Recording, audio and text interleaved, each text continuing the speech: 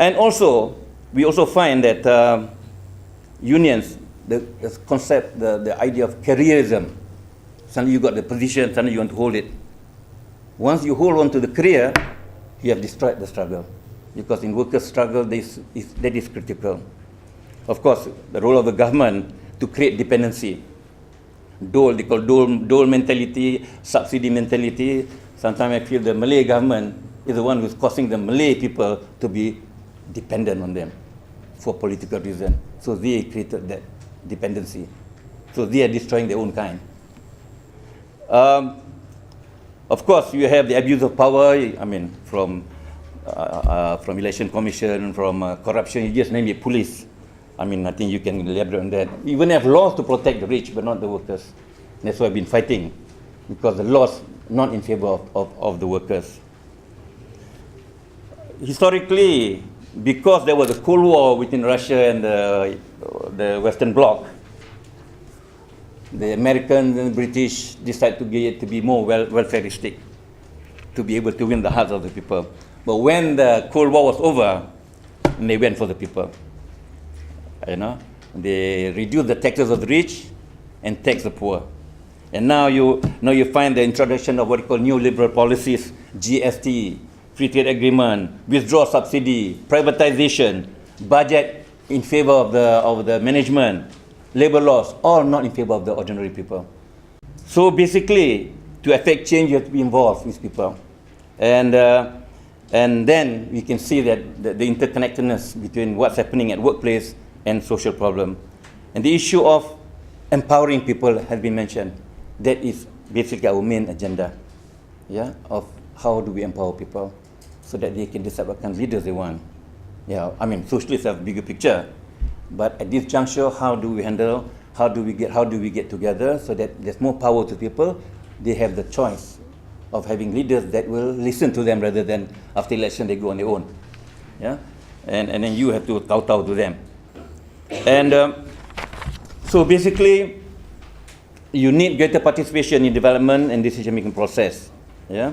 And how do we get together? Frankly, when I saw Bersih, when I was part of Bersih, the young people, multiracial, and then during the EO6, everybody coming together, there's something about it that we have that spirit to be together, to work together for a better Malaysia. That's what we are looking for. And you know, when we get involved, you see what we feel that our involvement in squatters, plantation, kilang, you know, they're just ordinary people, initially even afraid of auxiliary police. But once they know their rights, they are much stronger than you. They go in, they come out stronger, because they are not defending themselves, but they're defending their community. That's the spirit that we can see. Women, youth, older guys. That's why when our guys were detained in Penang, you know that, police are so frustrated. We stood our ground. If we are that hard, meaning we are real hardcore, you know, these are the things that they would foresee, and that's why they're raking up stories to bring us down. But thanks the Lord or whoever that we have friends, that we have done good work, and we want to work together with friends, the way we can get together and resolve things together, so that there's many things that we can do together. So we are not saying that you know, everything has to be socialistic, but what we can do is to talk about the welfare of the people, that their due rights, and as I was saying, the workers are the backbone of the national economy, and why are they not getting it? And these are the things that bothers us. And for socialists, it's a long way. It's not. There's no shortcut. Yeah. If you try to do shortcut, then you are flirting with race, religion, and all the other terrible things, and then you have to service it. Then you're in trouble.